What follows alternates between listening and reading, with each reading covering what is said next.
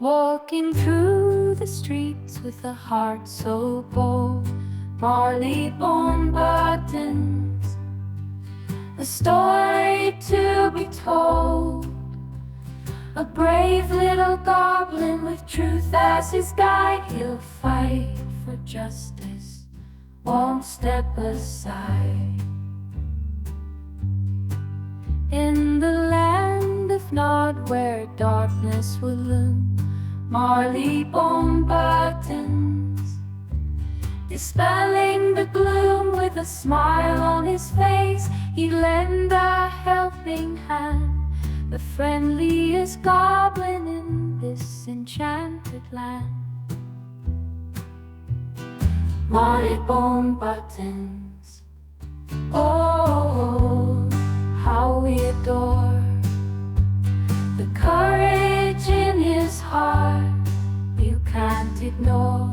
Marleybone Buttons, the goblin so true, a hero in our eyes. We love him, it's true.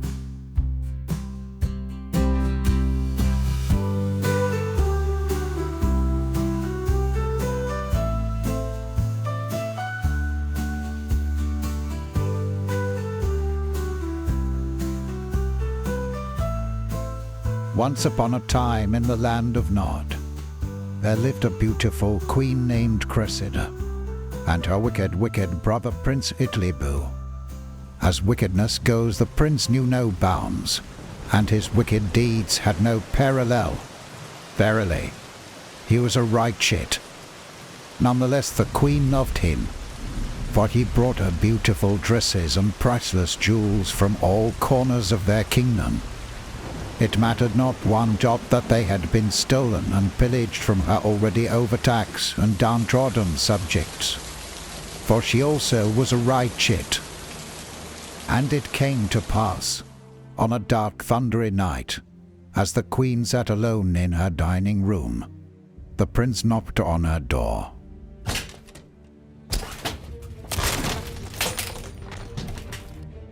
Well, he wasn't in the habit of knocking. The queen noticed that he was empty-handed. "Where are my new dresses and jewelry?" she said. "The kingdom is skint. There's nothing left to pinch." He replied, "We'll tax them to the hilt. They're only good for taxing and fighting our wars anyway." And so began the train of events, which started the incredible tale of Marleybone Buttons. It has to be said that Marleybone was not the most handsome of creatures, but underneath that grotesque exterior there beat a heart of pure gold. Gadzooks, a goblin. Be not afraid, good folks. I mean you no harm. I am but passing through. I could do with a place to shelter on this foul night, for I am hungry and cold. We can shelter you, sir, but as for food, we are starving too. The castle yonder takes all we have. Indeed, I have heard of this castle and this queen. You must rid yourselves of this parasite. But how? If you will give me shelter, I will think of a way, for I am Marleybone Buttons. And so the villagers sheltered Marleybone, and he thought, and he thought, and he thought. Marleybone stretched out, exhausted, but unable to sleep. The plight of the villagers weighed heavily on his mind. How could he help? He had made a promise, but how could he keep it? Then, looking up at the flickering gold flame above his head, it came to him, as plain as the overlarge nose on his face. He now knew what to do. Greed would solve the problem. As a goblin at birth, he was endowed with the ability to grant a wish, but one wish, and one wish only, then he must lose his life. So lies the fate of a goblin. When morning came, there was a knock on Marleybone's bedroom door. Who is there? Jenny Pickles, sir, with your breakfast. Come in. Jenny entered the room with much trepidation. Although she had heard of goblins, she had never seen one. Do not be afraid, my dear. I will not harm you. Now what do you have for me? Oh, 3 bees, a carrot and a glass of water. Delicious. That is all we have, sir. Never mind. Your fortunes are about to change. After his delicious breakfast, Marleybone gathered the villagers around, and thanking them for their hospitality, bade them farewell. Then his eyes narrowing, he made his way toward the castle.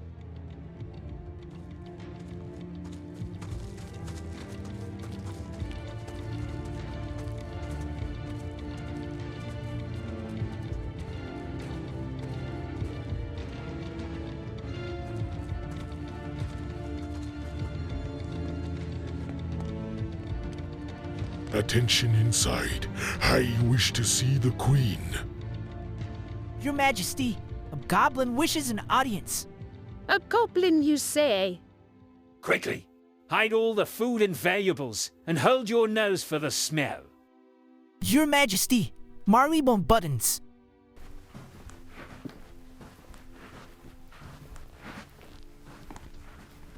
Doff your hat in my presence. Impossible.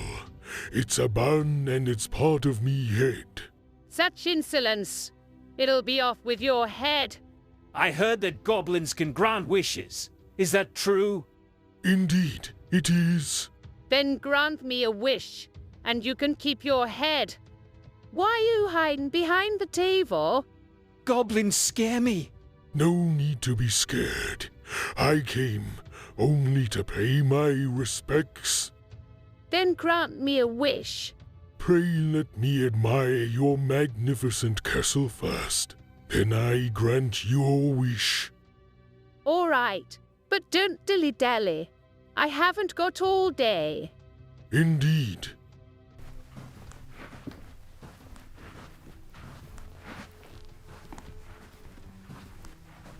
Oh, such wonderful workmanship.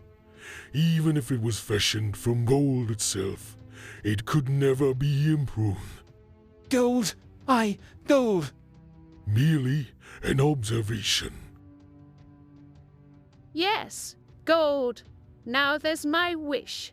I wish for my castle, and everything in it, to be gold. Are you sure, Mom? Yes, yes. Now get on with it. By ancient wisdoms bestowed on me, let all within here golden be. Come on, come on.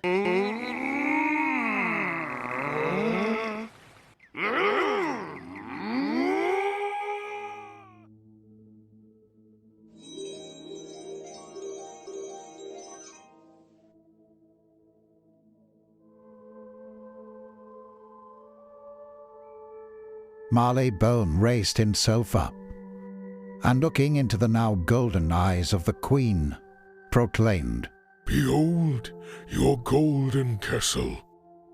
Then, bidding her goodbye, he retreated through the golden doors of the great room, and made his way carefully down the now gleaming and slippery golden staircase to the lower golden halls.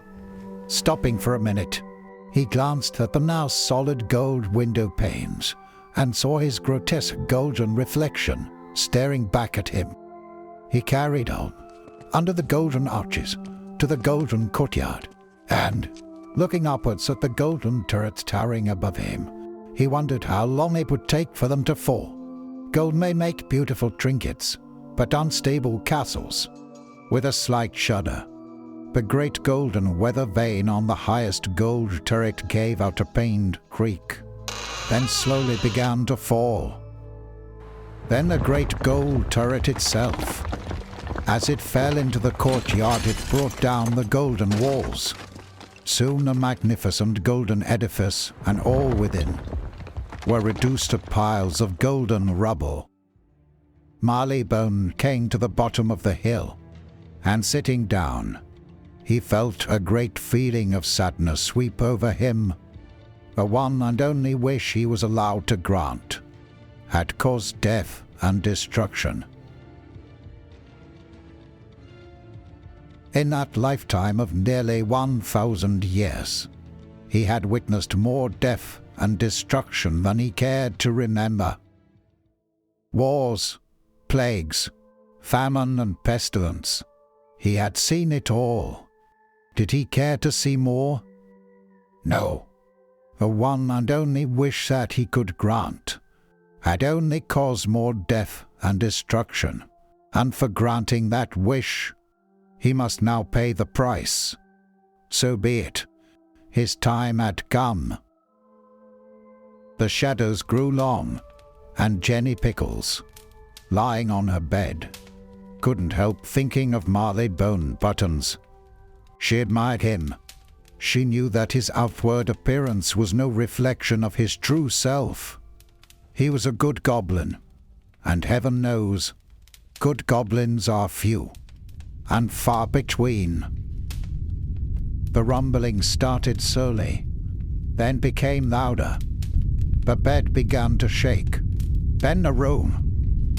She jumped from the bed and ran outside where the villagers were gathered, agitated and scared. Is this an earthquake? No, but the castle has been destroyed. Jenny looked up. Where the castle had been, there now was a pile of yellow stones, shimmering brightly in the setting sun. As they stood staring at the remains of the great castle, dust began to fall, like yellow snowflakes. Jenny caught one on her tongue. Is it snow? No, it's gold. Marleybone stood up and looked down at his pointed leather shoes, shoes that had tramped for centuries on countless byways across this great land of Nod. He looked at his leather tunic, with its great buttons and belt, his quiver of fierce arrows, and reminisced of long-forgotten battles. He remembered long-lost friends and foes, of nights under the stars wandering the great unknown, beyond the stars, beyond death. Back at the village, they scrambled for the flakes of gold falling from the sky, quite oblivious to the enormous fortune now lying at the top of the hill. Marleybone waited for his fate, and waited, and waited, and waited.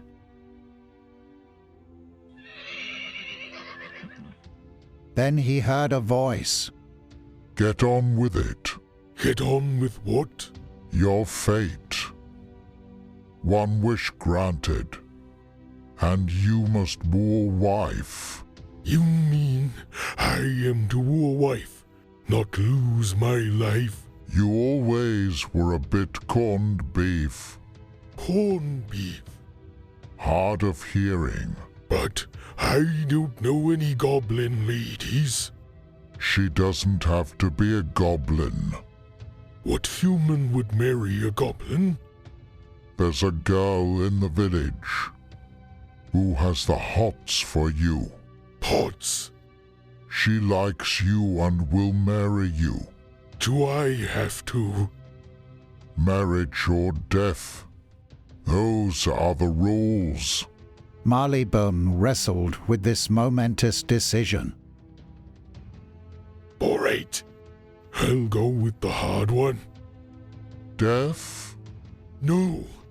Marriage. Go now. Look for Jenny. Be off. With heavy heart, Marleybone started toward the village. What had he got himself into? Still, he thought, I'll give it a try. At that point, death seemed most attractive. Who is Jenny? I am Jenny, sir. I believe that you have something called the hearts for me. You have such a way with words. Will you marry me? I'll need some time to consider. Would 50 or 60 years be enough? Such a wonderful sense of humor. How about tomorrow?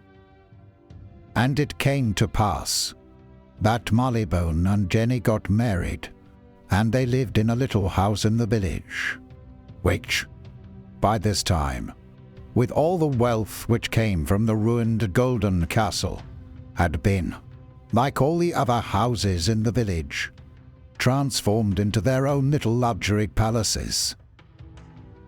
And Jenny cleaned and cleaned, and dusted, and polished, especially the gold queen, now standing in the corner, which she had salvaged from the ruins.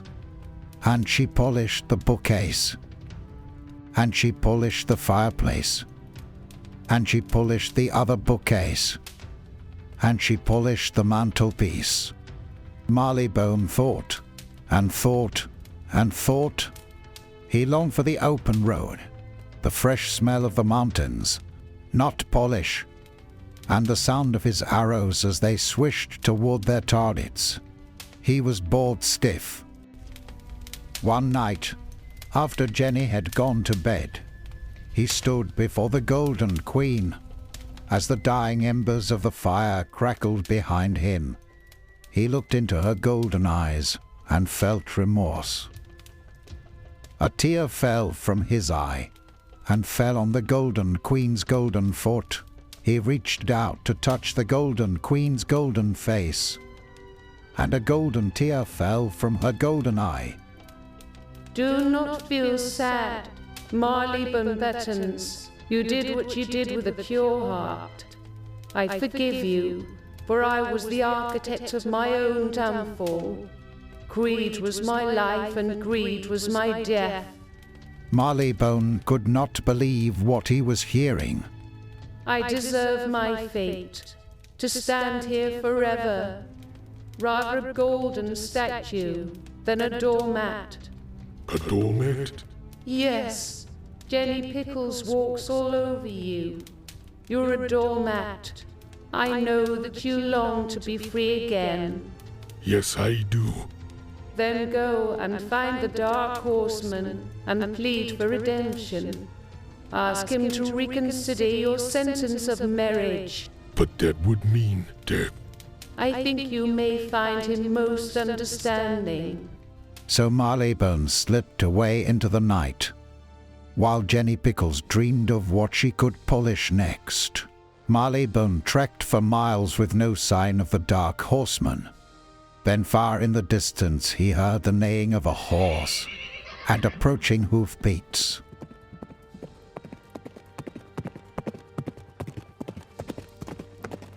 Suddenly the hoofbeats were upon him, and the Dark Horseman towered above. I believe we have business to discuss. Indeed we have, sir. I wish to be absolved of my commitment to marriage. You wish death? No, sir. I wish to be free to my earthly wanderings. The great war horse shuffled uncomfortably. What think you, Cerebus, of this proposal? He agrees. You have proven that you are of good heart. We grant you your freedom. Marleybone tried to contain his elation, then thanked the Dark Horseman and his steed. Be on your way. He turned with a sigh, and gazed toward the mountains ahead. Then he smiled.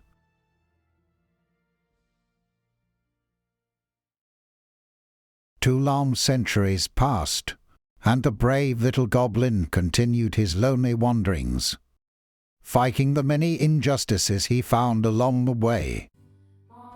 It was a hot and sultry night when Marleybone stopped and lit his campfire. How far he had wandered that day he did not know. and more importantly, he did not care. All he knew was that this was the life he loved. The great outdoors, the mountains and rivers, the forests and streams. 200 years had passed since his encounter with the Golden Queen and Jenny Pickles. Those 200 years, a mere flash in the lifetime of a goblin, but an eternity in the lifetime of a human. The stars shimmered above him as he absorbed the stillness of the forest night. A brief rain shower began, and the sweet aroma of the damp pine leaves filled his senses with euphoria. Yet this euphoria was tempered by memories of Jenny Pickles. He often thought of her. What had become of her? What had she seen in him? A goblin. It certainly was not for his looks. Had she found a handsome husband and happiness in her short human life? He was overcome with sadness and gave a great sigh, for he was cursed with a conscience and a seemingly eternal life, of pointless wanderings through the centuries. Then, as the fire crackled and dimmed, he fell into a deep sleep. With a weary yawn, Marleybone surveyed the glory of the new morning. A cock crowed far in the distance. There must be a village nearby, but he had no desire for company other than his own. Then he began his descent from the mountain. Some time later, while resting by a tree, he heard faraway agitated voices.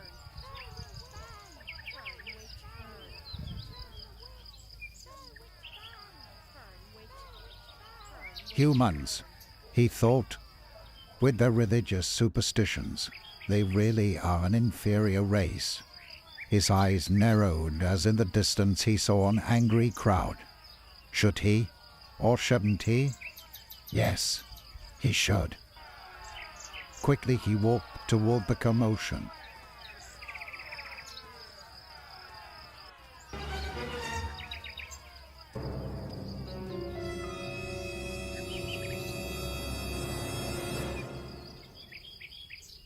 Hell's bells!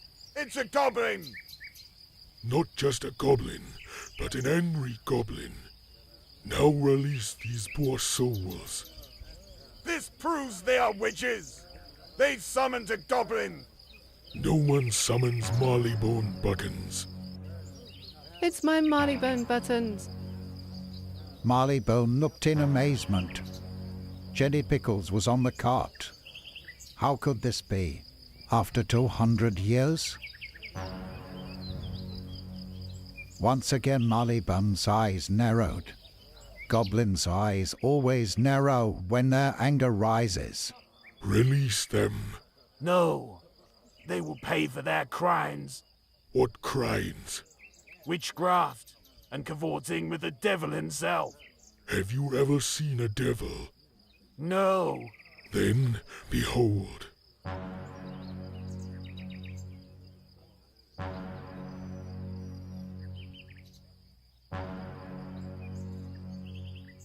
What sorcery is this? Not sorcery, but a suspension of gravity.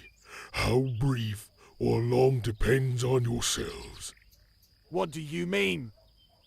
When you realize how absurd your religious nonsense is, then you may return. Come, Jenny Pickles, you and your friends are now safe.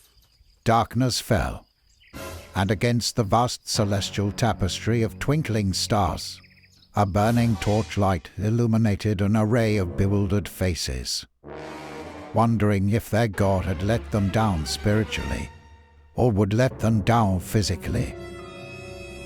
Quickly Marleybone headed toward the village, to escape the approaching storm.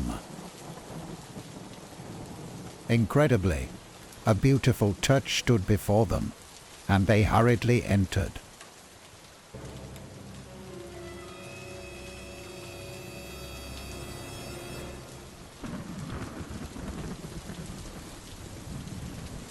Come on! Let's get He'll be back soon. Something tells me that we might not set eyes on them for a long time. You go home, Jenny stay with me. Now, Jenny Pickles, how, after 200 years, are you still here on this earth? The Dark Horseman granted me these years to find you. What business had you with the Dark Horseman? One night, after you had gone, I was so sad, and as I polished the Golden Queen, she spoke to me. Jenny Pickles, you must find Marleybone Buttons. But how and why? A pestilence is coming to our land. You must seek out the Dark Horseman. He will help you find the Goblin. Together you can stop this. What pestilence? Religion. Religion is coming to the land of Nod. I see that it is too late. It is so sad to see this abomination in Nod. But this is England, not Nod. We are in England. How can this be? As I was searching for you, I was taken by some men aboard a sailing ship to this village, where I have lived ever since. I have outlived many generations. That is why they now call me a witch. A ship, you say? One night I fell into a deep sleep and dreamed I was on a great ship on the high seas. It was no dream.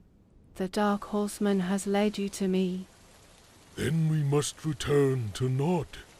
But 200 years have passed. We may be too late. Tomorrow we sail for Nod. I, Marleybone Buttons, have faith in the Dark Horseman.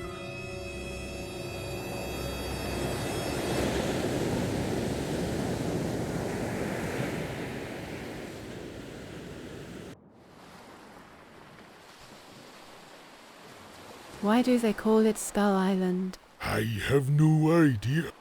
It was at this point that Marleybone confirmed what he already suspected, that Jenny was a few pennies short of a shilling. Ahoy there, matey. Are you alone on this island? I was, sir, until as motley a crew as you have ever seen arrive a few days ago, but I quickly dispersed them with this there trusty cutlass. Can you describe them? A priest, a minister, a little Jewish fellow, and 3 dark, swarthy braggarts. You say that you disposed of them. Indeed, mum, made them walk the plank, so to speak, but as I didn't have no plank, I marched them to the top of yonder skull, and dashed their own skulls on the rocks below. I'll show you if ye like. I believe they were on their way to Nod, to start their religious fanaticism. Maybe, as you say, but I, Captain Nothing Awful, put an end to that. And how, Captain Awful, have you come to be all alone on this island? Me dastardly crew mutinied on me, and marooned me air, said I was too hard on him. Bunch of sissies. Will you come with us to the land of Nod? Your cutlass may come in handy. No, I will stay here and guard this island. There may be more to come. But you will starve here. Never will I go hungry, for all I slay will make good eating. Disgusting. And if no more appear? Then those I have already slain will suffice, seeing as they have been well preserved in the good salty waters. And so, Marleybone and Jenny Pickles continued their journey to the land of Nod.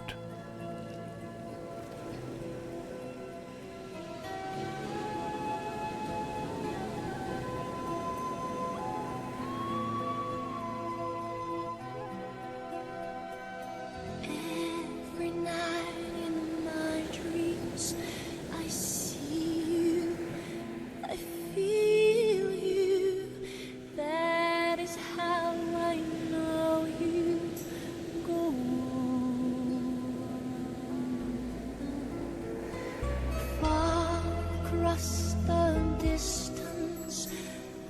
spaces between us. You have come to show you. Go on.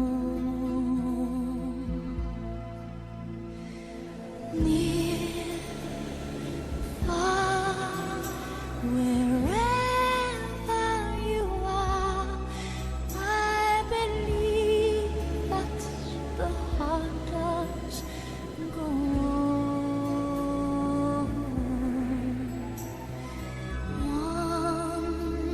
Once more, you open the door, and you're here in my heart, and my heart will go on and on.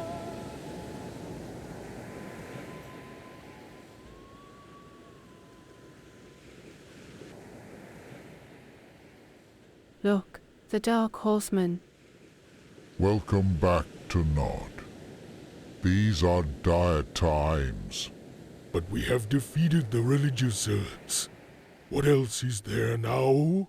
Yes. Captain Awful took care of that problem. But look there.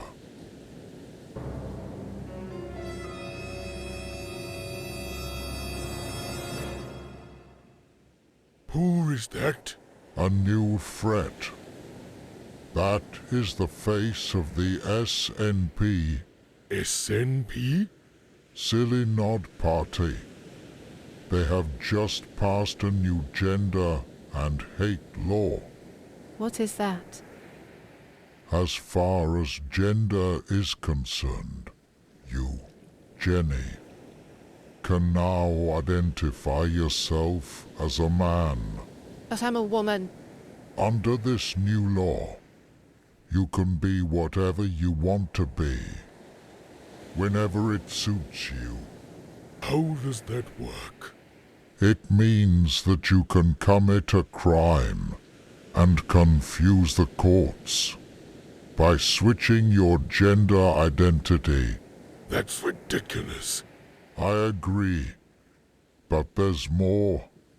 Now, if you are offended by any remark or joke you hear, you can report this to the authorities and have the perpetrator arrested. Excuse me. Who are you? SNP Thought Police here. We're arresting you for a derogatory remark you thought about this lady here. Thought Police? Yes. As you were sailing into Skull Island, you had the thought that she was a few pennies short of a shilling. Well, she is. You're under arrest. For thinking. Yes. The new law is being extended. You turned out to be a right nasty goblin. Right, Glamour Girl. You're under arrest too for calling him nasty. That's a law against goblins. Just a minute, Sarge. I'll have to arrest you. What for? You called her a glamour girl. That's a sexist remark. Okay. I'll arrest the goblin and her. Then you can arrest me.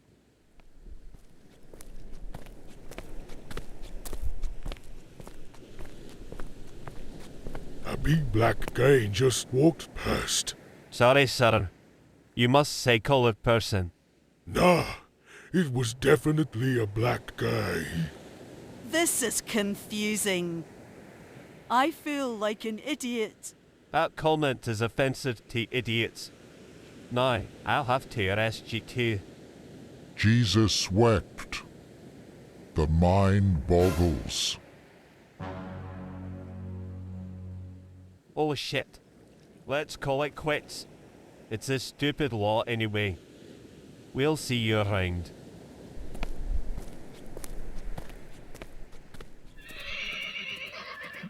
The dark horseman's taken off too.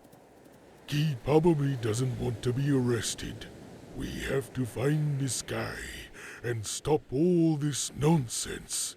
This is becoming another religion.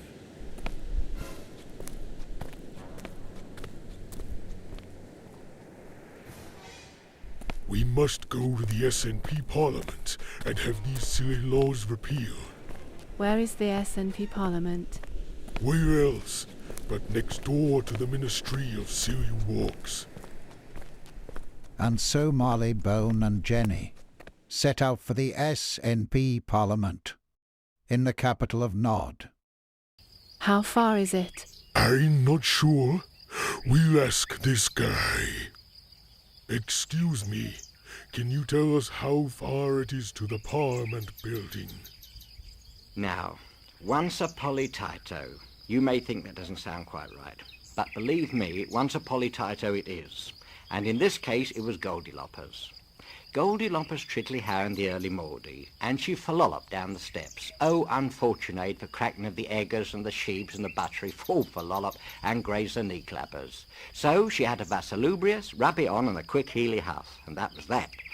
So off she went, and she would trittly how down the garbage path, and at the right-hand side goal, she passed a poop on. It was loads of humus heapy in the garbage. But never mind, she lost her whale. Now, this is a sadness, dear childers, because in the slight misty haze, which all forry, let me tell you, in the ephemeral forry, there's always a fairy control where the misty risey huff there, and so she was completely lost it. Oh, folly, folly. Did you understand one word he was saying? Something about Goldilocks, I think. That's not much help. After a long night's walk, daylight revealed their destination. Well, here we are. How do you know it's the right place? If you look carefully, there are a few subtle clues. You'll have to point them out. How's that for a clue? Who's there? Marleybone Buttons to see the boss.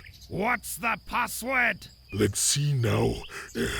Add her incompetence. Okay, come in. How did you know that? Educated guess. Mr. Buttons, what business do you have here? And you are, sir? Useless user, at your service. I doubt it. But anyway, I wish these ridiculous gender and hate laws to be repealed. On your bike?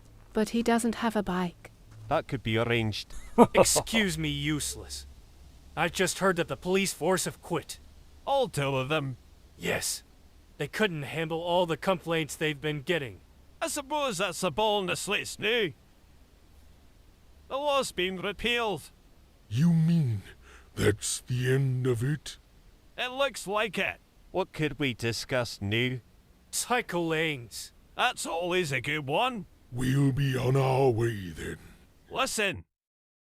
Before you go, we could get that lassie a job. What kind of a job? Taking things down. I beg your pardon. Not that kind of things. Writing and stuff. What's the pay like? 2 pennies a day. She could certainly use that to bring her up to the full shine. I'll take it. I'll be sorry to lose you, Jenny. Well, I had to say something. Marleybone glanced back at the Parliament building with mixed feelings of satisfaction and regret. Satisfaction that the stupid laws had been ended, but a niggling regret at leaving Jenny. Cheerio. Oh, fan dabby doozy. The regret didn't last long.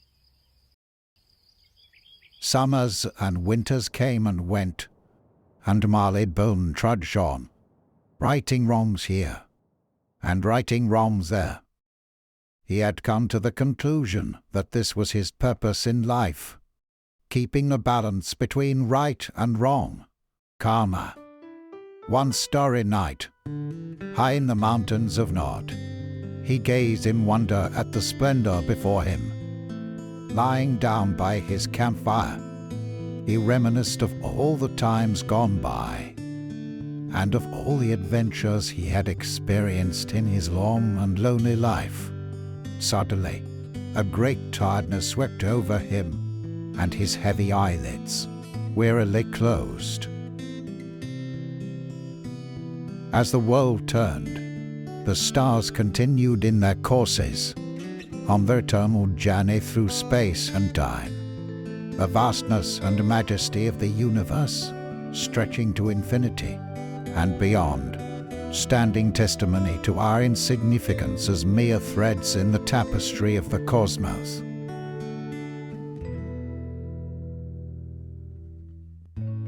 As his life force slipped away, he finally understood. He was part of something far greater, and that greatness itself, part of anything beyond his comprehension. There was a blinding light. He stood up. He wasn't on the mountain now. He stared at the latticed windows, the crooked roof, and the stout wooden doors, his childhood home. Shadows began to fall. Before Marleybone realized just how long he had been standing there. Why had he been returned here? Then he heard voices coming from the garden.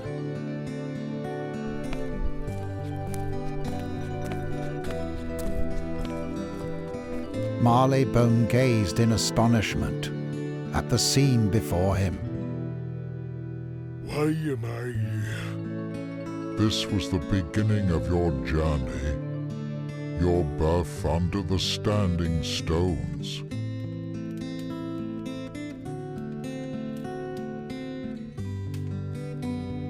And now your end. Do you mean I have died? For this life, yes. But you journey on to another. There's more. Not for everyone, but for you. You have proved yourself to be brave, kind, and just. You are indeed an old soul. Why are Jenny and Queen here? They're not. Only their thoughts. And the witch hunters? I thought it fitting for you to see them, still suspended in their narrow minds. That pleases me. Farewell, Marleybone Buttons. Go. Marleybone stepped into the yellow wheat fields, and gazing ahead at the setting sun, he smiled to himself and thought, it's been a good life.